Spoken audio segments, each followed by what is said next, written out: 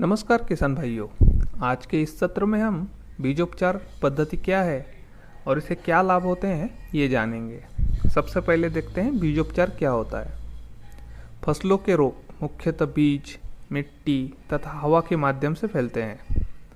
फसलों को बीज जनित एवं मृदा जनित रोगों से बचाने के लिए बीजों को बोने से पहले कुछ रासायनिक दवाओं एवं पोषण तत्वों की उपलब्धता बढ़ाने के लिए कुछ जैव उर्वरकों से उपचारित किया जाता है। इसे बीजोपचार और सामान्य भाषा में हम इसे सीड ट्रीटमेंट या फिर सीड ड्रेसिंग कहते हैं। बीज उपचार गुणवत्ता युक्त भरपूर फसल उत्पाद प्राप्त करने के लिए आवश्यक होता है। उन्नत और रोग प्रतिरोधी किस्मों के स्वच्छ, स्वस्थ और पुष्ट बीज से बुआई की जाती है। बीजों को निरोगी एवं स्वस्थ बनाने के लिए उसे अनुशंसित रसायन या जैव रसायन से उपचारित करना बीजोपचार होता है। बीज उपचार से बीज में उपस्थित आंतरिक या बाह्य रूप से जुड़े रोगजनक जैसे फफूंद, जीवाणु, विषाणु, मिट्टी में पाए जाने वाले सूत्रकृमि जिसे हम निमेटोड भी कहते हैं और कीट नष्ट हो जाते हैं, जिससे बीजों का स्वस्थ अंकुरण तथा अंकुरित बीजों का स्वस्थ विकास होता है। बीजोपचार को उत्पादन की प्रथम श्रेणी में रखा जाए तो कोई अतिशयोक्ति नहीं होगी। बीज की ऊपरी तथा अंदर की परतों में अनदेखी फफूंदी रहती है, जो अवसर पाकर दूषित बीज के साथ भूमि में बीज के अंकुरण को प्रभावित करती है और रोगों की प्रारंभिक अवस्था को सफल बनाती है। यदि बीजोपचार कर दिया जाए तो ये अनदेखी फफूंदों का अस्तित्व समाप्त हो जाएगा और रोगों की प्रारंभिक अवस्था पर ही रोक लग जाएगी। कई अनुसंधान के परिणाम हमारे सामने हैं, जिनसे पता लगता है कि जिन बीजों का उपचार किया गया है उनमें अंकुरण संतोषजनक होता है और अच्छी पौध संख्या प्राप्त होती है। सभी जानते हैं और कृषक भी मानते हैं कि अच्छा अंकुरण अच्छे उत्पादन का आईना होता है। साथ ही पोषक तत्व स्थिरीकरण हेतु जीवाणु कल्चर से भी बीज उपचार किया जाता है। नमस्कार किसान भाइयों, आज हम बीजोपचार पद्धति में फिर विधि का अध्ययन करेंगे, जिसके लिए सबसे पहले चाहिए हमें जिसमें बीज चाहिए होता है जो कि प्रमाणित हो। आजकल कई सारी कंपनियों का बाज़ार में मिल जाता है। उसके बाद फिर विधि का सबसे पहला जो अंग है जिसे फफूंदीनाशक या फिर फंजीसाइड कहते हैं, वो भी बाज़ार में आसानी से मिल जाता है।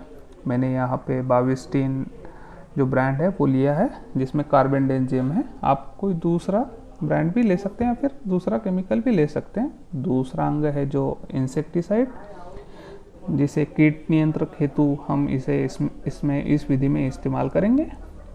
आमतौर पे क्लोरोपाइरिफॉस, साइपरमेथ्रिन, थीरम इसमें यूज़ करते हैं। मैंने एक कॉम्बिनेशन यूज़ किया है।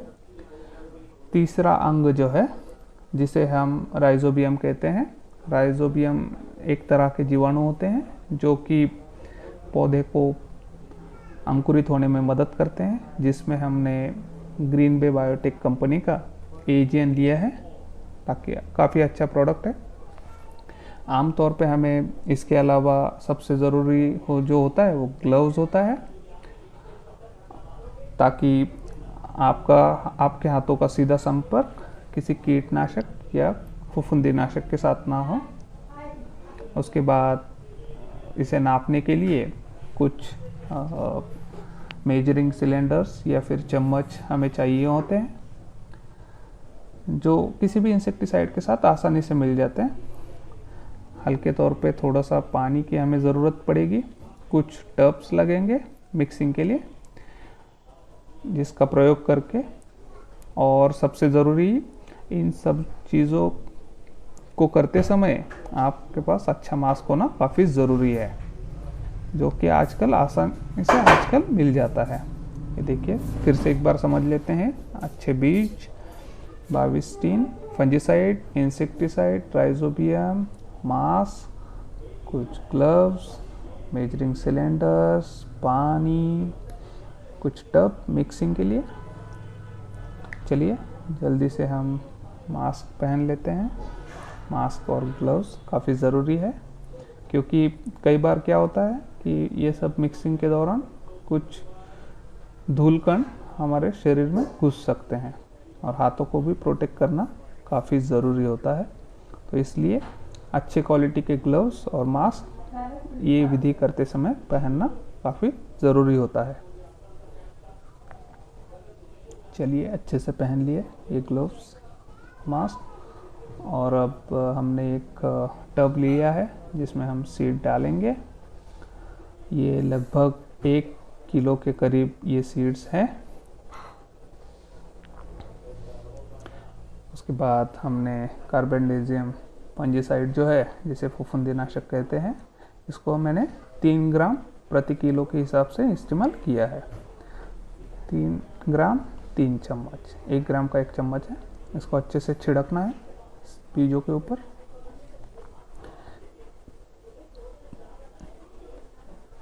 बीजों के ऊपर छिड़कने के बाद इसको अच्छी तरह से मिक्स करना है ताकि ये सही तौर से सभी बीजों में लग जाए। कई बार क्या होता है कि इस तरीके से सभी बीजों पर फफूंदीनाशक लग नहीं पाता है, तो उस टाइम पे आपको पानी के कुछ छींटे उसके ऊपर डालने हैं ताकि जो फंजीसाइड यहाँ वहाँ फैला है वो बीजों के ऊपर चिपक जाए। और ये करने के बाद हल्के हाथों से इसको मिक्स करना है, अच्छे तरह से मिक्स करना है ताकि सारा फफूंदीनाशक बीजों के ऊपर अच्छी तरह से चिपक जाए।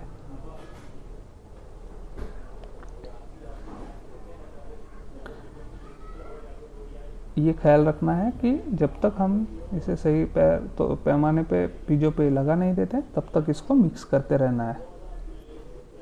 लीजिए ये मिक्स कर दिया है, अच्छी तरह से मिक्स किया है। अब 2 घंटे के लिए हम कम से कम देंगे और खड़ी धूप में नहीं रखना है, छांव में ही इसको सुखाएंगे ताकि ये बीजों के ऊपर आसानी से चिपक जाए। अब ये मिक्स होने के बाद हम इसे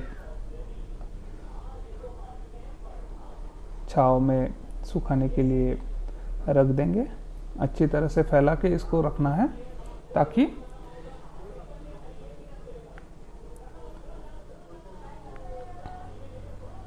देखिए अच्छी तरह से मैंने इसको ले लिया है और अच्छी तरह से इसको फैला रहा हूँ ताकि ये अच्छी तरह से सूख पाए। ध्यान रखिएगा इसको धूप में नहीं रखिएगा। अब हम इसे 2 घंटे के लिए छोड़ देंगे। अब लगभग 2 घंटे हो चुके हैं। फफूंदीनाशक बीजों के ऊपर अच्छी तरह से चिपक चुका है। अब ये इसका दूसरा चरण है, इसके लिए हम आगे बढ़ेंगे। इसमें हम इंसेक्टिसाइड बीजों के ऊपर कोटिंग करेंगे। तो देखिए मैंने इसको फिर से उस टब में बीजों को रख दे रहा हूँ। देख रहे होंगे कि फफूंदीनाशक अच्छी तरह से बीजों के ऊपर चिपक चुका है। इसको अच्छी तरह से मैंने टब में ले लिया है। टब में लेने के बाद हम लेंगे इंसेक्टिसाइड। ये मैंने साइपरमेथ्रिन और क्लोरोपाइरिफॉस का जो सम्मिश्र कीटनाशक आता है उसे लिया है। और कीटनाशक जनरली हम ऐसे ही नहीं डाल सकते, तो पानी का उपयोग करना ज़रूरी होता है। तो 2 से 3 ml तक इंसेक्टिसाइड मैंने 10 ml पानी में या फिर 20 ml पानी में लिया है। इसको नापना काफ़ी ज़रूरी है। ध्यान रखिए कि दिए गए मात्रा से ज़्यादा इंसेक्टिसाइड और फंजीसाइड कभी इस्तेमाल मत कीजिए, इससे आपके बीजों को हानि पहुंच सकती है। और इसको ध्यान रखिए कि रखते समय बच्चों की पहुंच से दूर रखना है। तो हम इसको पानी में डाल रहे हैं ताकि थोड़ा सा सॉल्यूशन बढ़ जाए और सभी बीजों में इंसेक्टिसाइड लग जाए। तो हमने इस घोल को अच्छी तरीके से मिला लिया है, ढक्कन को भी साफ कर लिया है। अब हम इसे बीजों में मिला देंगे। ये मिश्रण कंप्लीट तरीके से पानी में घुल चुका है। अब इसको हम बीजों में डाल दिया है। इसको डालने के बाद इसको अच्छी तरीके से जैसे फफूंदीनाशक को हमने मिक्स किया था उस तरह से इसको अच्छी तरीके से मिला लेना है। तब तक मिलाना है हल्के हाथों से जब तक ये सारे बीजों में लग ना जाए। बिल्कुल अच्छी तरह से इसे मिलाना है और फिर से वही विधि, इसको छांव में 2 घंटे के लिए सुखा लेना है।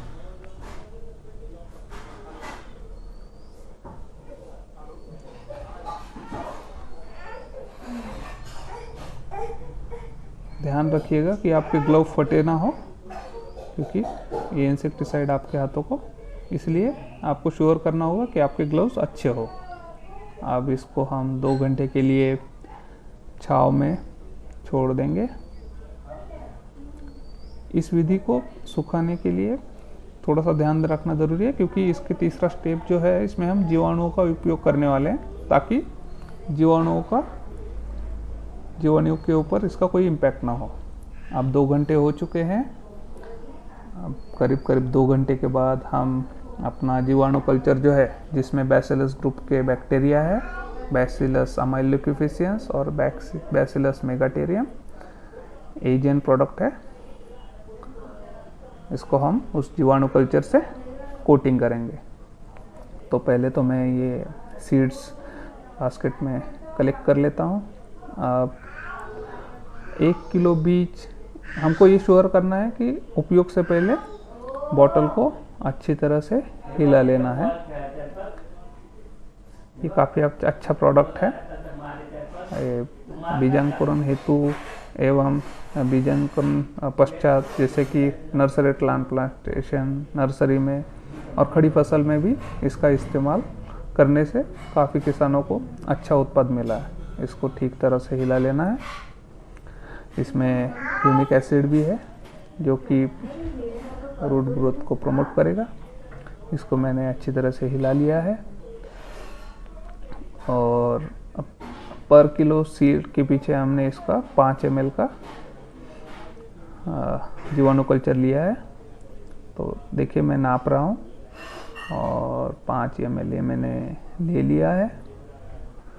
इसको भी आप थोड़ा सा पानी में मिक्स करके मिला सकते हैं। फिर पहले मैं देखता हूँ कि इसको डायरेक्ट डाल के कैसे होता है।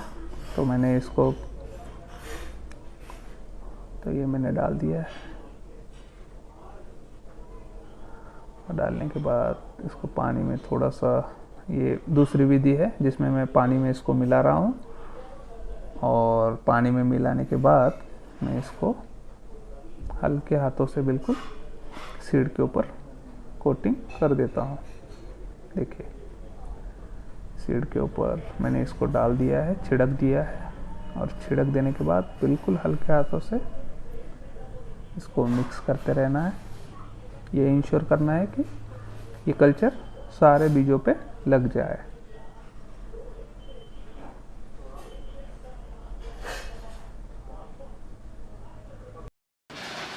बाद जो सीड्स आपने ट्रीट किए हैं, याद रखिए उसको 4 घंटे के भीतर बुआई करना ज़रूरी है।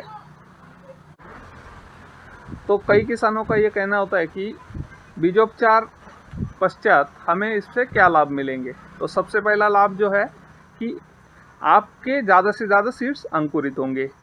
दूसरा फ़ायदा ये है कि आपके जो पौधे अंकुरित होंगे वो ज़्यादा प्रबल होंगे, ज़्यादा सशक्त होंगे। तीसरा फ़ायदा ये है कि जो प्रारंभिक बीमारियां जर्मिनेशन के बाद या फिर अंकुरित होने के बाद, बीज अंकुरित होने के बाद जो लगती है, उससे आपके पौधे दूर रहेंगे। इसमें जीवाणु जनित रोग है, फफूंदी जनित रोग है या फिर सूत्रकृमि जैसे रोग जो है, इससे आपके प्लांट को छुटकारा मिलेगा। और चौथा है कि इसमें जितने नंबर्स आपके प्लांट्स के बढ़ेंगे उस तुलना में आपका उत्पाद भी बढ़ेगा और आगे जाके यही फसल आपको ज़्यादा उत्पाद देगी। बीजोपचारण में आप जैव रासायनिक कल्चर का भी यूज़ कर सकते हैं, जिसमें ट्राइकोडर्मा है, सुडोमोनास है, इनका भी आप उपयोग बीजोपचारण के लिए कर सकते हैं। कीटकनाशकों में आप क्लोरोपाइरिफॉस, इमिडाक्लोप्रिड, थायोमिथोक्सेम,